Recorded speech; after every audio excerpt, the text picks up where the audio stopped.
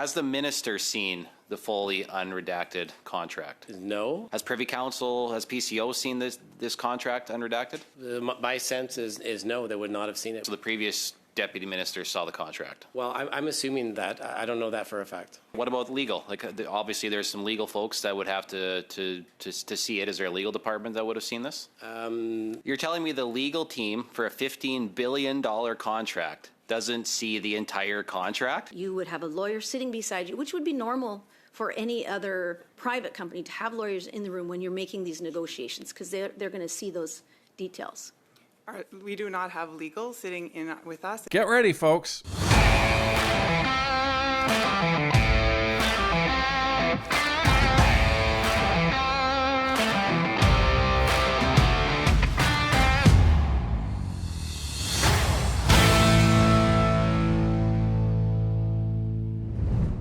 Stellantis and government officials were supposed to appear before the Government Operations Committee, but there were two major problems.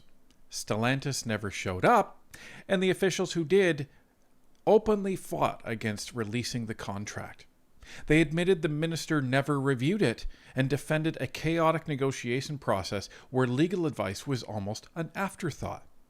What MPs uncovered raises serious questions about how billions of dollars of taxpayer money is being managed.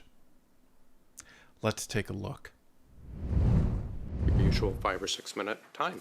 We'll start with Mr. Seaback for 6 minutes, please. Great. So, in your statement, you just said that you're trying to redact, commercially sensitive information, which I understand. Point of order, Chair? What I do find. I'm sorry, there's a point of order. I'll stop the clock. Was there any other opening remarks from any? They haven't signed on yet. We're waiting for them to sign on. Thank you. Appreciate that. IT issues.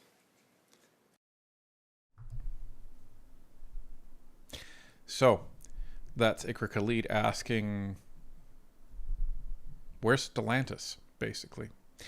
Because they were supposed to be on right at the time the committee opened, because they would have been had the opportunity of giving an opening statement, and they didn't appear.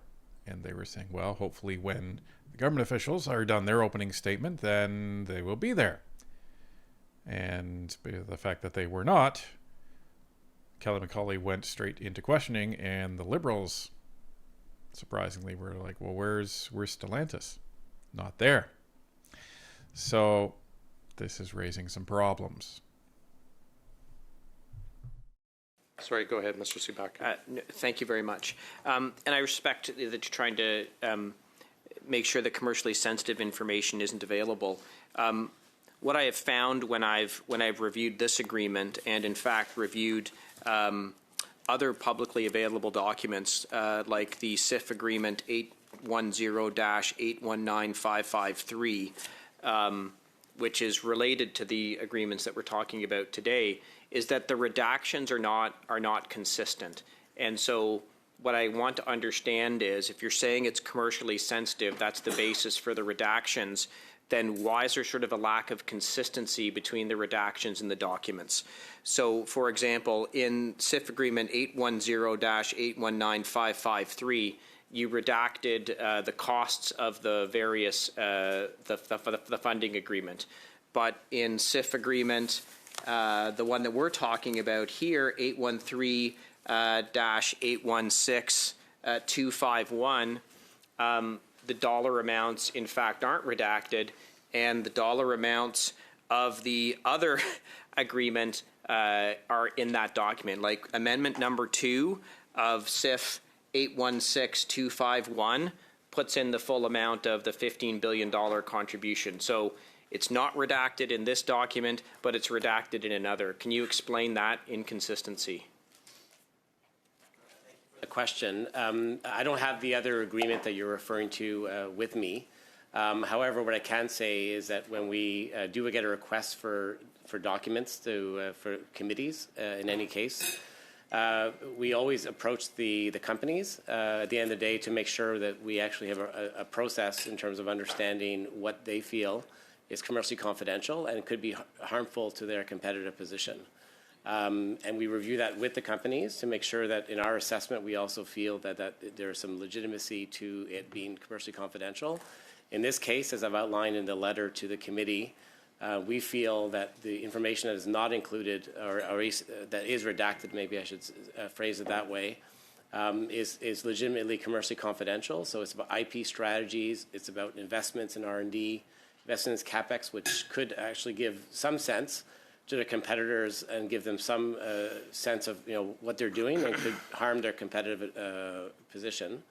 So it's a case-by-case basis. A company may feel over time that it no longer needs to be protected, and that may change. But as we do it on a case-by-case basis with each company. Okay, so here's the layout of what's happening here. So Stellantis all of a sudden decides we're leaving, right? We're shipping production down to the United States, and the opposition and the other parties say, well, wait a minute. Didn't we just give you guys a boatload of money? Didn't the government say we're going to give you a whole bunch of money here? And now you're leaving? What's going on? So this is where they said, bring Stellantis in to talk about this, and we want to see the contract. Well, the officials gave the contract over, and they gave the contract over on the condition that it can only be discussed in camera, meaning not in front of the public. And the reason for that is because Stellantis said, well, we don't want this discussed in public because of commercially sensitive information. Now, I've been involved in private sectors. I've been involved with other companies. There's commercially sensitive information, which is designs, which is, information about their networks, information about their IP. I get it. No problem. But I would argue that numbers around dollars being spent is not commercially sensitive. If your business is that fragile that you're saying, well, we're going to spend $5 billion over in Brampton, that you think that's commercially sensitive, maybe you should reevaluate your actual strategy here. But I don't think that's what this is. I think that's Stellantis is trying to say, well, there's information that would be publicly embarrassing to us that we would argue is commercially sensitive, and that's why it's commercially sensitive. That's my guess here. That is not factual in any case, so that's just my speculation. But I'm just going off of my experience in the private sector and what I've seen in contracts that is called commercially sensitive versus not commercially sensitive. And in almost every case, most of the contracts that I've signed, unless there are specific deliverable based, they don't actually include any commercially sensitive information. Or if they do, that's in an appendix, right? It's not part of the main contract. And that's so you can keep that separate. So this is what's being offered to the MPs. So they can't even discuss this contract in committee in front of a public forum, which is what we see on Parleview. And Canadians should be grateful that the MPs are pushing back against this. And I think even the Liberal MPs in this committee, we're not covering anything that they're saying, but they're getting nervous here because this is potentially making the whole party look bad. So even them, they're getting nervous. Let's say I accept that explanation on CapEx and R&D and other things. But for example, in the document we're talking about today, 813, SIF agreement 813-816251, you've redacted the provincial funding envelopes. Like, how's that commercially sensitive? Like, you've got the federal SIF and then contributions from the provinces on page 19 and page 20. All of the provincial envelopes, funding envelopes, are redacted. How's that commercially sensitive? These are publicly available funding from the province. Yeah. So my understanding in terms of what was redacted and not redacted is I think the amounts for all these funding envelopes were released. And what's the amounts are there, but the actual programs where the monies are coming from are redacted. But these are public programs that would be available in estimates and other things. So, like, why would the programs be redacted? What's I don't understand. You said it's about being commercially sensitive. It seems to me it's inconsistent. Yeah, please, Denis. Okay. I can answer this. The redactions for the provincial breakdown of the contribution. It's not the title of the programs, but more about the locations of where that contribution will be dispersed. So which projects at which location will where the disbursement will happen. So where the money's going is confidential. Is a commercially sensitive, you determined to be commercially sensitive confidential information. That is what, through consultation with the companies, And is that what the company requested? They requested that be confidential? Yeah, Okay. Yeah. So is the process that you go through, the company says we want all of these things redacted and you say yes? Or you say no, that's clearly not commercially sensitive and therefore we're not going to redact it. I guess what I'm asking is, do you have discretion internally to determine what was redacted for the committee, or was this just whatever Stellantis or which other company said, we consider this commercially sensitive, therefore it needs to be redacted? I guess what I can answer is that, it's a back and forth discussion we have with companies on a case by case basis. Okay. And we play a challenge function in terms of, what a company requests to be redacted or not. And we have always in the past, and including in this case, found a reasonable landing ground in terms of what's redacted and what's not redacted. And how many people in your department have access to these documents to determine the redactions, and what are their levels in the department? Well, I have, in this specific case, I have the people beside me that were involved in those discussions. That's it. No one else in the department. No one else had access to these documents than the 4 people sitting here today? Access to the contribution agreement? Yeah, the contribution agreement, the unredacted contribution agreement to determine the redactions. So Quick answer, please.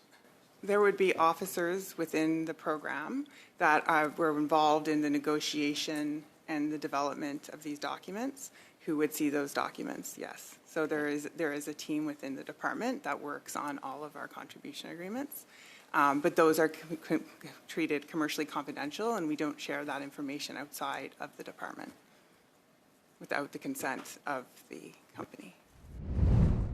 So what they're trying to say is that when they're going to be disclosing these documents, they go to the company and they say, hey, is there anything that you don't want to have disclosed? And the company says, all this stuff.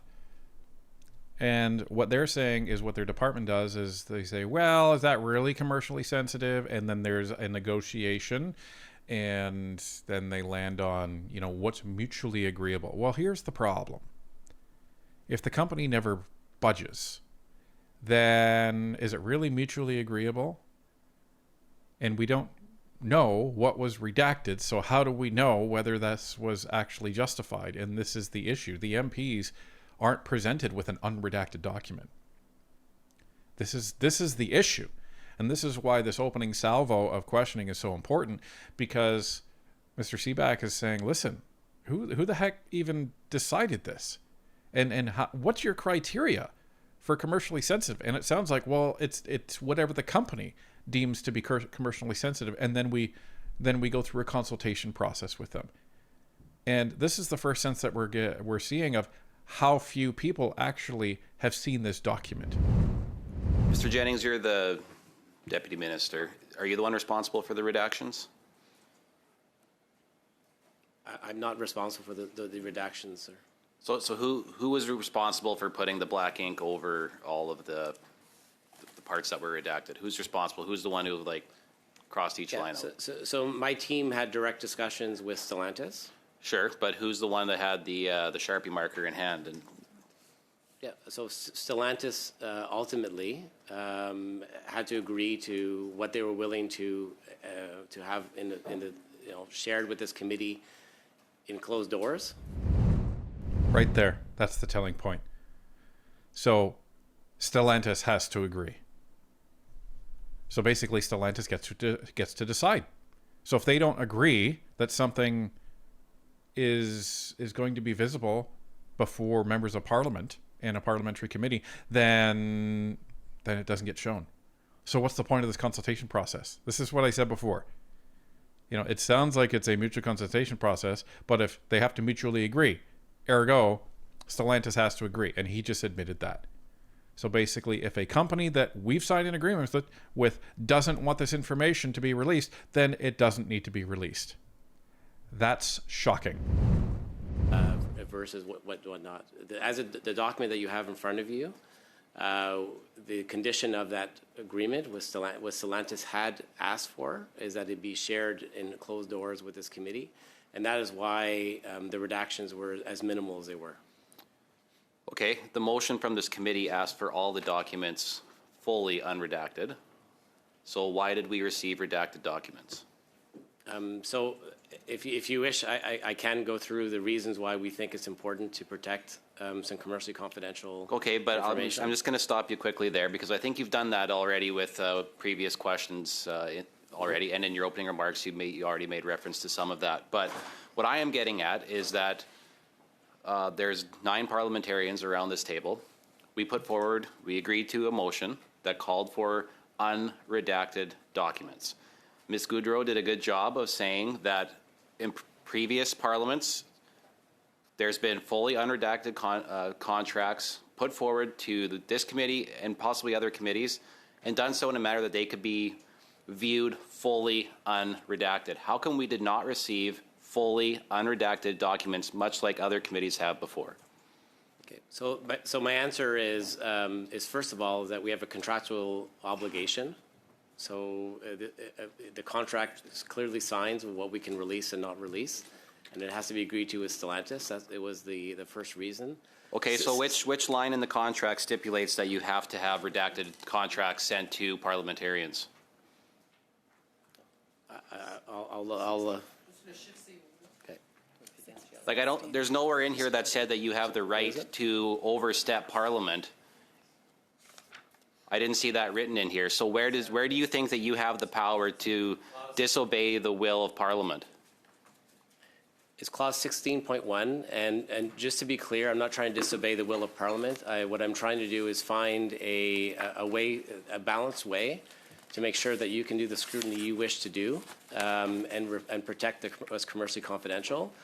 And I proposed what was done in previous parliaments at both Indu Committee and Envy Committee, where we shared in closed doors very slightly redacted documents with those committees. How many people within your department have seen this? Like, how many total people have seen this contract fully unredacted? So I'll turn to my colleagues who may have a better estimate, but it's a handful. But I'm not sure if Stephanie or Denis would have a better number than that. So, I mean, in addition to those of us at the table, we would have a team of 2 or 3 people who would probably have Plus if I a bit more. maybe a couple more because on the financial side. How many? Sorry, I didn't quite hear you because you were turned towards him. Yeah, no, I mean, I'm guessing on the size here, but I would say it's probably a team of between 4 and 6 people in addition to those of us at the table. In addition to here. you, so about 8 to 10 people. Okay. Mr. Bedard, I have a quick question for you and Ms. Gauthier. Clause 16.1 here, does that supersede Parliament or does Parliament supersede 16.1? So this is an interesting part in committee. So in the beginning, which we didn't show, they actually introduce some parliamentary lawyers. Now, we've talked about this before in that there is staff behind the scenes that you don't necessarily get to see, but some of the people that they have on staff are actual lawyers that work for the House of Commons and they support committees. This is one of the reasons why. Sometimes they will bring these lawyers into committee when they're reviewing contracts or things that may be contentially, or legally contentious is what I meant to say. And the MPs will have the opportunity to ask these folks that are there any specific questions that they want clarification on, especially when it comes to parliamentary law and parliamentary privilege and the right of parliamentary supremacy. So this is where this questioning is going. And you notice earlier he says, okay, so where in this contract does it say that you get to overrule Parliament? And they're saying, well, section 16.1 or whatever it was. They're about to find out just how not shielded that actually is. So this is the response from the parliamentary lawyer when it comes to parliamentary supremacy. So clause 16 in the contract is a typical confidentiality clause. Those clauses do not override the power of certain bodies, including the courts and Parliament, to compel the production of documents. Boom.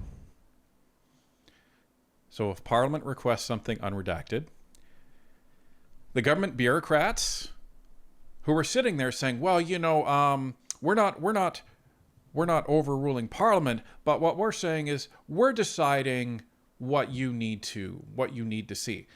And as we've heard before, it's not even them deciding what we need to see. It's the company that's deciding what we need to see, because they're saying, well, we can show this to you as long as the company agrees. Well, then there is no consultation. You can say, well, please, please, please, can we see it? And if the company says no, then you're basically saying, no, we can't. That means that this contract is in serious need of revision when it comes to the legal rights of the government. But as we've heard, if parliamentarians say, listen, we want to see it and we want to see it unredacted, give it to us now, any confidentiality clause in these contracts is moot, because the right of Parliament and parliamentary supremacy is supreme, which means you cannot overrule the rights of Parliament.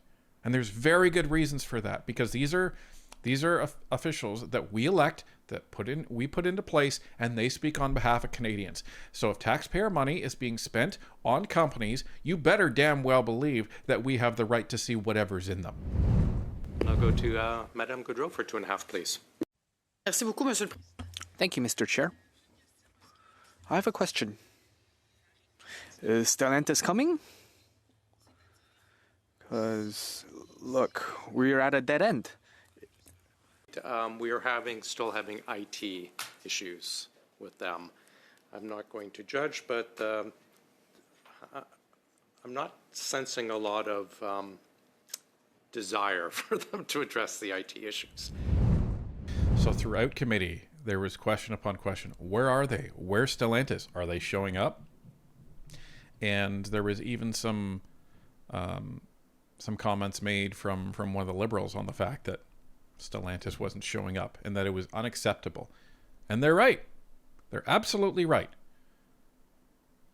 You're going to be taking billions of dollars of taxpayer money and you don't think that you should show up to committee?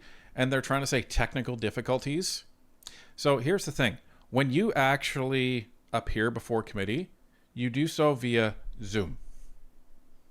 Zoom is not an exotic technology out there, as everyone out there knows.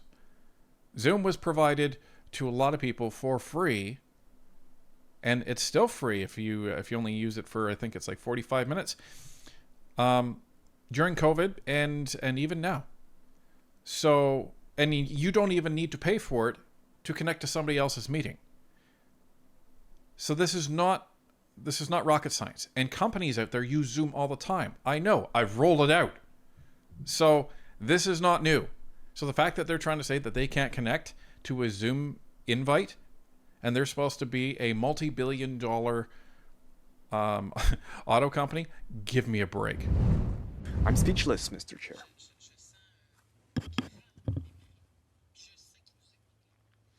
I feel that there's disdain here. I know that Stellantis is listening in right now.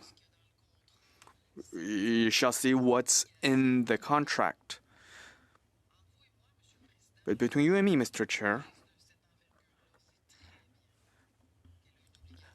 a company of that size knows that they have disclosure responsibilities, especially when Parliament asks for it. Once again, I'm absolutely speechless. So, Mr. Jennings, you talked about, in order to do these redactions, you consulted with your department, you consulted with Stellantis. Did you consult with the minister on these redactions? Thank you for the question. No, we did not interact with the minister or the minister's office related to the redactions. So you're given free rein, and the minister has no oversight to what the department does? I'm just stating the process we followed for the redactions for this contract. We were satisfied that the spirit of what was requested was followed by Stellantis, as has been the case in previous cases where we've had interactions with companies related to redactions. We felt that the company was open to a very small amount of redactions and sharing the documents in closed doors meetings. Well, I hope you leave today with the impression that members of Parliament are not satisfied with the state of the documents as they are. We requested unredacted documents, and as has been outlined before, there is a process that has been established previously on how we could do that, and this is not being followed. Has the minister seen the fully unredacted contract? I certainly would, if she has, it wouldn't have been through my office, so my sense is no. I've actually not seen the fully unredacted version myself. That's the big bomb, folks. The minister herself has not even read the contract. And she was out there, this is Jolie, folks. She was out there trying to say, the contract's fine, the contract's fine. You haven't even seen it. Haven't read a single word. And you're out there trying to say, oh no, everything's fine, nothing to see here, we're mad at Stellantis. Well, how can you be mad at somebody if you haven't even read the contract in the first place? Maybe this is why there are reports out there of Melanie Joly saying, maybe it's time to get out of Dodge. Because all of this is going to come back on me and come back hard. This is shades of Chrystia Freeland on the Transport Committee, allegedly having no knowledge of the BC Ferries contract, despite the fact that she had knowledge weeks before this broke. And then she acted all surprised. But now apparently Jolie wants to go to Paris and get out of Dodge. Absolutely disgusting that this is what the Liberal Party is doing. So when you fail at your job, guess what? You get a cushy ambassador appointment. Wow. Swing voters, I hope you're paying attention. You've been duped, you've been lied to, and your taxpayer money is going to continue to fund some of these completely incompetent Liberals. Really? Okay. As far as departments go, I mean, I find it a little bit rich that only maybe 4 or 6 other people other than, because you said everybody at the table had seen it earlier, now you're saying you haven't. But to say that there's only been 4, maybe 6 other people that have seen this contract, has Privy Council, has PCO seen this contract unredacted? So my sense is no, they would not have seen it. We really treat these documents with a lot of care. So at the end of the day, it's on a need-to-know basis to be able to see the full contract. I've not needed to know this contract. I wasn't negotiated while I was deputy, so I've not needed to see the documents. Had it been negotiated when I was deputy, then I would have seen the document. Now we're peeling back another problem to this, folks.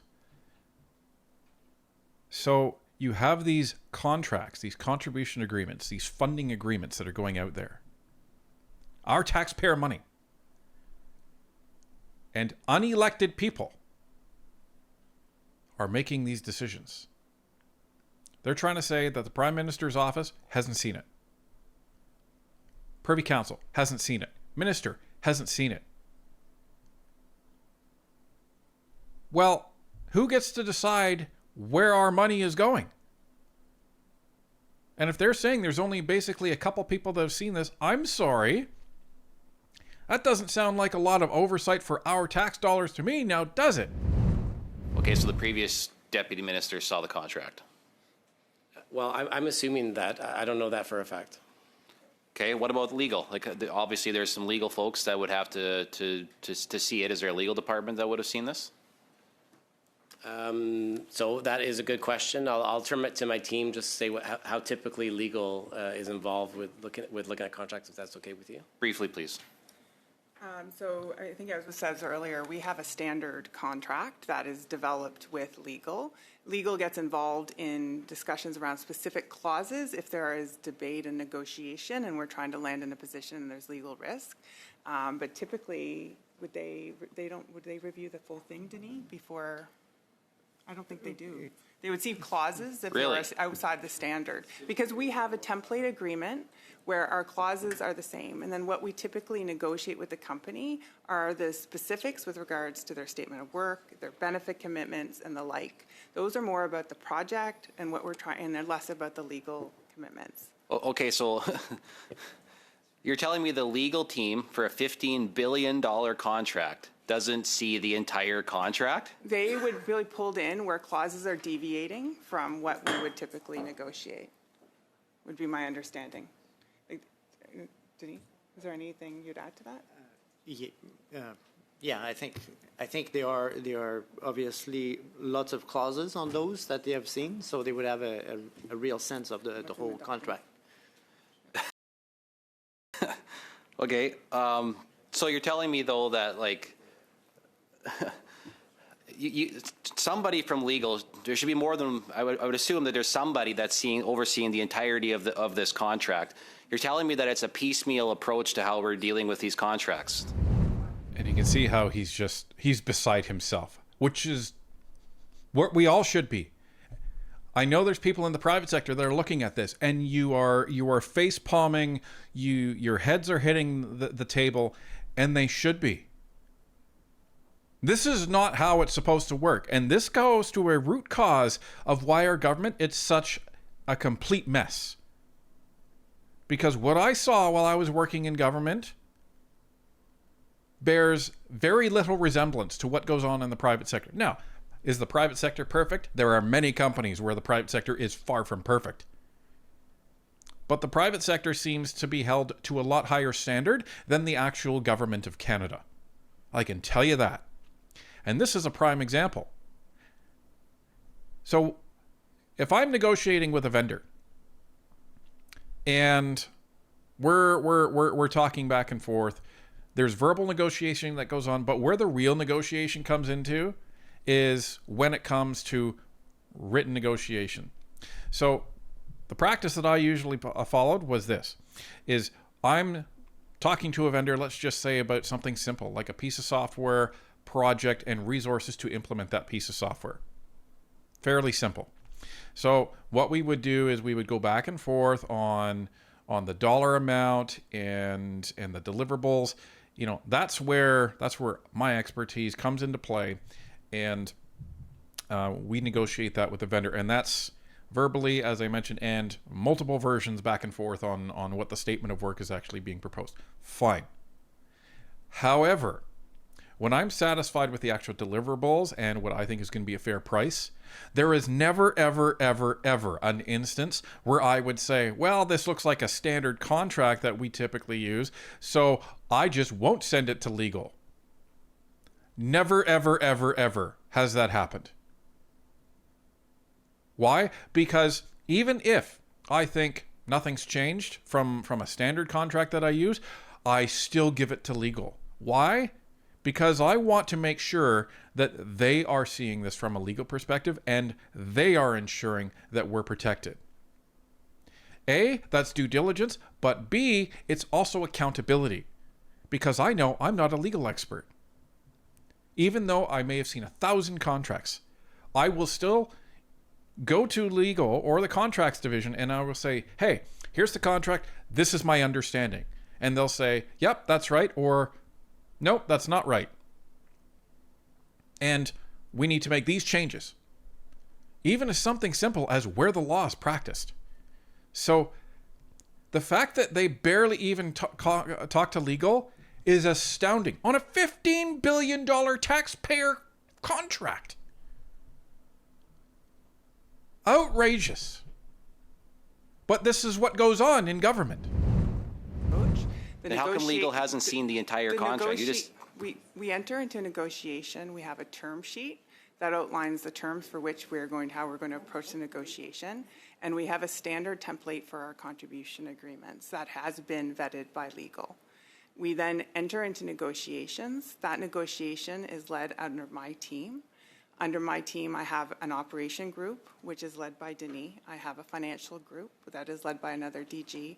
And then I also, our industry sector, Benoit is here today, is involved from a market perspective. As well as then legal will be pulled in if there is disputes with regards to specific clauses that deviate from our template. We keep a team small with what comes to the negotiation of these. And when we go forward for approvals, whether that is to cabinet or to Treasury Board, or if it's going up for ministerial approval to execute through a project summary form. Now, if you're like me, you saw this and was like, wait a minute, you just said approvals going to cabinet? What do you mean? I thought you said Jolie hasn't seen it. I thought you said that PCO hasn't seen it. Well, get ready, folks. We summarize the key points of that agreement, what is being achieved, the financial aspects of that, the benefit commitments, so that everyone has a clear view of what is being agreed to. You just said that when you go for approvals, you go for cabinet approvals. But earlier you guys said that they haven't actually seen the contract. So what are you talking about? Well, folks, what they end up doing, and they've testified to this, is they actually don't send the contract for approval. They provide a summary of what's in the contract. And that's what's approved. So ministers and cabinet don't even approve these contracts directly. All they approve is a summary of what's in the contract. So they don't even get to see it. This is insane, folks. Because in the private sector, you are accountable for everything that you approve and everything that you sign. So if you just ask for an executive summary and then you sign the contract, guess what? You're accountable for signing that contract. So this wouldn't fly in the private sector, not at all. Especially if you were audited, especially if you had lawyers or the police knocking on your door. We've admitted that the department is using boilerplate contracts and that they don't bring legal counsel to the table when you're actually in the business of negotiating a contract like a $15 billion contract, something I can't imagine happening in the private sector. Now, Stellantis is moving their plant to the U.S. It would appear that a boilerplate contract that you're using isn't really equipped to ensure things like a jobs guarantee, clawbacks, and so forth. Would you agree? So I did not say we use a boilerplate. I said we have a template. I believe that Mr. Jennings did, perhaps. We have a template agreement, and then there are template agreements on that we then negotiate very significant portions of these agreements, including the benefit agreements, including the financial provisions, on a case-by-case basis. So you do have lawyers in the room. So the benefits agreements in this agreement would have been negotiated specifically with Stellantis to reflect the project itself. Right, but those so that are means not boilerplate. So you would have a lawyer in the room when you're speaking with Stellantis on this particular thing. You would have a lawyer sitting beside you, which would be normal for any other private company to have lawyers in the room when you're making these negotiations, because they're going to see those details. We do not have legal sitting in with us in every conversation we have with the company during the negotiation and as we work towards the final agreement, no. Okay, so we've clearly established from the law clerk, thank you very much, that this is within our parliamentarian rights to see these unredacted documents. And yet, somehow you believe that 9 of us MPs can't see those unredacted documents in a closed-door meeting. Like, we're not asking to put this out into the public. Are you concerned at all that people watching this may see this as a cover-up from the government? Just to be clear, once again, what I've done is suggested a past practice, which I think carefully balanced the needs of a parliamentary committee with the commercially confidentiality clauses that we signed with companies. But I suggested to this committee is we follow the same process, which is essentially to make sure that we work with the company in terms of understanding what should be redacted in terms of a document, and that we share that in closed doors. In past parliamentary committees, they've agreed to that process. This committee may not, but that is what the past practice of finding the right balance. So, however, based on the redactions, I just don't see how we as parliamentarians can determine whether or not we have any leverage as government in regard to timelines or job guarantees or anything like that. Like, I just don't see how we have that the way you guys have done these redactions. So the work we did with Stellantis was about trying to minimize how many things were redacted. So you mentioned jobs just now, so that has not been redacted.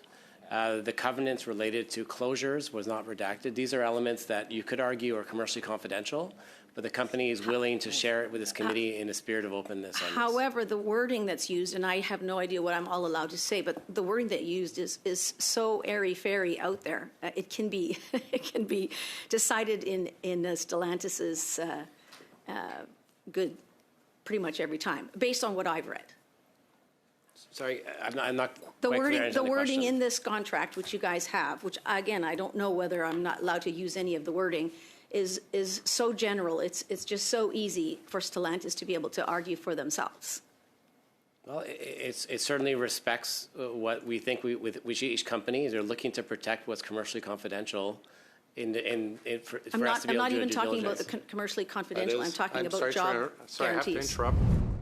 This is some really, really relevant points that Tamara Jansen is bringing up because, am I going to have a lawyer in the room when I'm talking about a piece of software and a project? No. But am I going to have a lawyer in the room if I'm talking about my company, this is the government, but my company investing $15 billion with another company? You bet your butt I'm going to be having a lawyer in the room, probably more than one, because I want to make sure that if I'm going to be going forward with this, this is solid. But here lies the problem, folks. You have people that don't view this as taxpayer money. They may say that they do, but it doesn't actually click. So they don't take the care that they should when they're dealing with our money. They don't follow best practices. They don't follow industry standards. Anything that they do, they come up with a new name. And I'm not joking about that. That's not me just, metaphorically speaking. They literally do. They will even buy software and call it something different. It's crazy. And then, whenever possible, after they give them these stupid new names, they give them these stupid acronyms. So nobody knows what you're talking about. Why? Because it overcomplicates it, makes people feel important, and makes people think that I'm doing something significant. There's so much wasted time on this garbage in government. So it's shocking, but it's not surprising that this is what's going on out there. When we're talking about $15 billion. Well, yeah, we have a standard template, and only if there's disagreements with it, then, we'll go back to legal. Well, what if they don't disagree? What if they add their own? What do you do then? And even then, you're only showing them specific parts of the contract. Hello? And are you trying to cite confidentiality? Well, there's this thing called, attorney-client privilege. Unreal, folks. So the minister hasn't seen this contract. Cabinet hasn't seen this contract. PCO hasn't seen this contract. Even legal has barely seen this contract. Never mind other contracts, folks. This is one. We give funding to a lot of people, a lot of companies. So this would have happened with Volkswagen too. Remember, that's what Champagne and Trudeau and everybody was crowing about last year? We're investing in Canadian. That's what happens. So it would have gone through a very similar process like this. Billions and billions of dollars. You don't even know what's in the contract. And yet Jolie was standing up and saying, well, it's defensible. They're in breach. You have no idea if they're in breach because you haven't even read it. And the only people that seem to have read it are people who aren't legal experts themselves. And if they're not legal experts, you cannot call them contract experts. I don't care how many contracts you've seen. I've seen probably over 1,000 contracts in my life. I would not classify myself as a contract expert because I'm not trained in contract law. So, ladies and gentlemen, it's time to get out your pens and time to get out your keyboards because it is time to write your member of parliament and let them know how outraged you are at A, the process, and B, that it seems like we're letting Stellantis get away with this. Now, Stellantis never showed up, but the one thing I will give the Liberals credit on is they actually moved a motion at the end of the meeting to compel Stellantis to come. So they're going to invite them one more time, and on the condition that they don't show, they will summon them for a predetermined date. So that passed, unanimous consent, so I do give the Liberals credit on that. But if I was one of the Liberals in this, I'm getting very nervous because this whole Stellantis thing can completely blow up in my face.